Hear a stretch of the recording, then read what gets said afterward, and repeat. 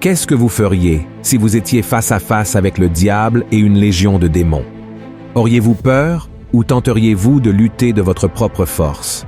Si vous ne connaissez pas la réponse à cette question, dans la vidéo d'aujourd'hui, je vais vous préparer à affronter toute attaque spirituelle en utilisant des versets de la Bible qui font trembler les démons et qu'ils ne veulent pas que vous connaissiez. Aucun démon ne peut rester debout après que vous avez déclaré ces versets de votre bouche. Si vous voulez savoir quels sont ces versets, je vous invite à regarder cette vidéo jusqu'à la fin. Mais avant de commencer, je voudrais vous demander de vous abonner à ma chaîne et d'activer la cloche pour recevoir des notifications de nouvelles vidéos. Ainsi, vous aiderez notre ministère à toucher plus de personnes. Il est également important de partager cette vidéo sur WhatsApp, car elle peut sauver des vies, car de nombreuses personnes pourraient avoir besoin d'aide, et vous serez utilisés par Dieu dans leur vie. Amen. Alors allons-y. Dans le milieu chrétien, il est très rare d'entendre parler du diable et de ce que nous devons faire pour éviter qu'il ne nuise à notre vie. La vérité est que tout le monde n'est pas prêt à entendre parler du monde spirituel, car beaucoup ont peur et préfèrent ignorer ce sujet.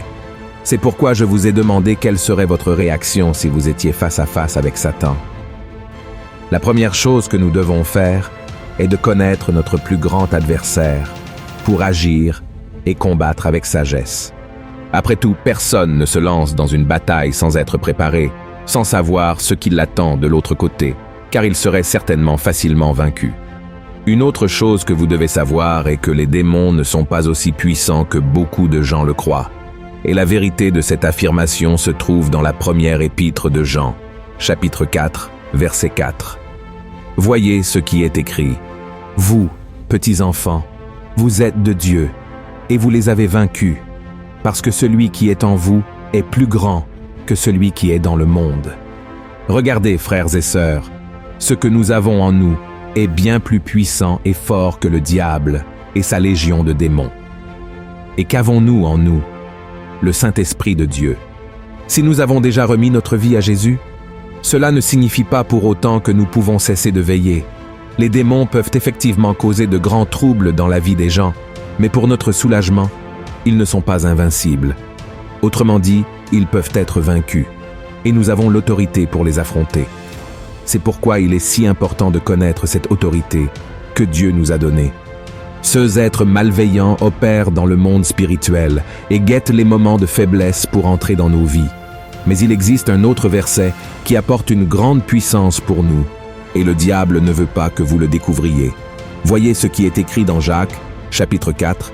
« Soumettez-vous donc à Dieu, résistez au diable, et il fuira loin de vous. » Regardez comme c'est intéressant. Rien qu'en vous basant sur ce verset, vous avez déjà la clé pour résister au diable et le faire fuir bien loin. Le premier pas est de se soumettre à Dieu. Cela signifie que nous devons mettre de côté notre force, notre intelligence, et ne faire que la volonté du Seigneur. C'est une étape très importante pour se protéger des pièges du diable. Et peut-être vous demandez-vous, « Mais pasteur, comment puis-je résister au diable ?» La première chose à faire est de chercher à obéir à Dieu. Si vous ressentez que plusieurs attaques spirituelles se produisent dans votre vie et que tout semble aller de travers, il est nécessaire de réfléchir et surtout d'analyser si vous recherchez le Seigneur, si vous priez, si vous méditez dans sa parole. C'est parce que Satan ne veut pas que vous recherchiez le Seigneur, et c'est pourquoi il lancera des pièges et des distractions pour que vous perdiez votre concentration. Car c'est ainsi seulement qu'il pourra continuer à agir dans votre vie. Et quand nous nous éloignons de la présence du Seigneur, nous ouvrons la porte à l'ennemi pour qu'il commence à agir, car nous prêtons l'oreille à nos désirs pécheurs. Frères et sœurs, il y a une rébellion dans notre chair qui nous pousse à désirer davantage les plaisirs du monde que les choses spirituelles. Et en raison de ces distractions du monde, nous ressentons de la paresse pour prier, lire la Bible et même aller à l'église. Cependant, la vérité est que nous devons nourrir notre esprit bien plus que notre chair. Voyez l'avertissement que l'apôtre Paul nous a donné. Ceux, en effet, qui vivent selon la chair, s'affectionnent aux choses de la chair, tandis que ceux qui vivent selon l'esprit s'affectionnent aux choses de l'esprit. Et l'affection de la chair, c'est la mort, tandis que l'affection de l'esprit, c'est la vie et la paix. Regardez comme il est important de ne pas prêter attention aux désirs de notre chair, car en le faisant, nous laisserons place à l'ennemi. Nous ne pouvons pas obéir à Dieu seulement dans certaines parties de nos vies. Dieu désire notre obéissance totale, c'est-à-dire que nous devons constamment chercher Dieu, montrant ainsi au diable que nous sommes dépendants du Seigneur. Nous devons comprendre que notre existence n'est pas le résultat de nos propres efforts, mais plutôt de la permission de Dieu.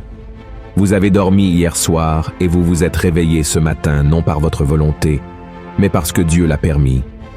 Et beaucoup de personnes se sont endormies hier soir et ne se sont pas réveillées aujourd'hui. Pourquoi? Parce que nous n'avons pas le contrôle sur ce qui se passera. Et, pour cette raison, nous devons dépendre du Seigneur. Ainsi, frères, l'autorité que Dieu nous accorde sur le mal vient seulement d'une vie de communion avec lui. C'est précisément ce que l'ennemi veut que nous perdions.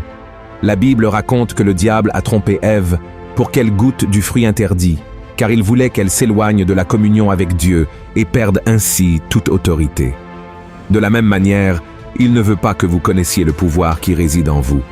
Il y a beaucoup de personnes qui sont déjà avec Dieu, mais l'ennemi obscurcit leur compréhension. Et il y a d'autres qui n'ont pas une vie de communion avec Dieu et sont donc facilement manipulés, subissant de grandes conséquences à cause de cela.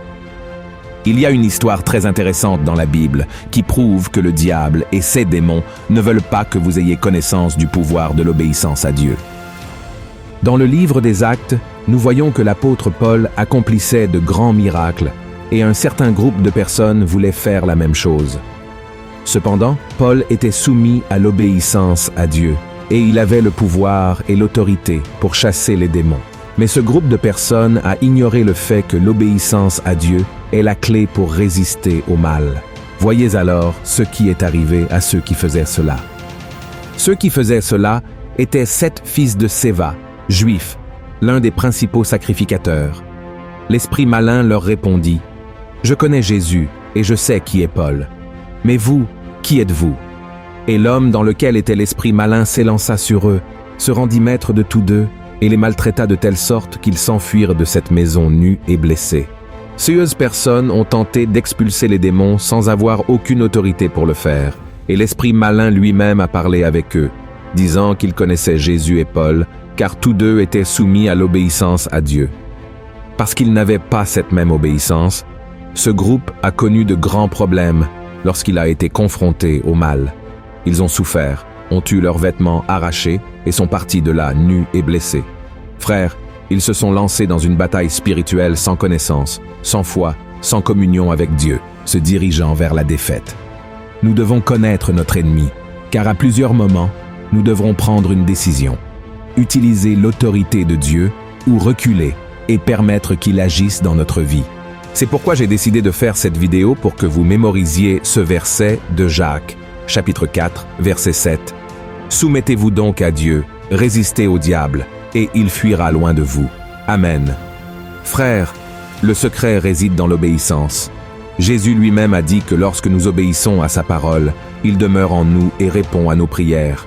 Nous devons comprendre que nous sommes la propriété du Seigneur et il prend soin de nous. Nous ne pouvons pas être amis du monde. Amen. Nous devons vivre dans l'obéissance. Pour conclure cette vidéo, je veux partager un psaume que vous devez également garder dans votre cœur et déclarer chaque fois que vous ressentez la peur de l'ennemi et que vous faites face à des attaques spirituelles dans votre vie. D'accord? Voyez ce qui est écrit. « Ô Éternel, que mes ennemis sont nombreux. Quelle multitude se lève contre moi. Combien qui disent à mon sujet, plus de salut pour lui auprès de Dieu. Mais toi, ô Éternel, tu es mon bouclier, tu es ma gloire, et tu relèves ma tête. De ma voix, je crie à l'Éternel, et il me répond de sa montagne sainte. Je me couche et je m'endors. Je me réveille, car l'Éternel est mon soutien. Je ne crains pas les myriades de peuples qui m'assiègent de toutes parts. Alléluia, mon frère, que tu fasses également de ce psaume ta prière. Crois que Dieu est avec toi, qu'il te protège, qu'il est celui qui te procure des délivrances, et commence dès aujourd'hui à rechercher davantage la présence du Seigneur. Amen. Une grande étreinte.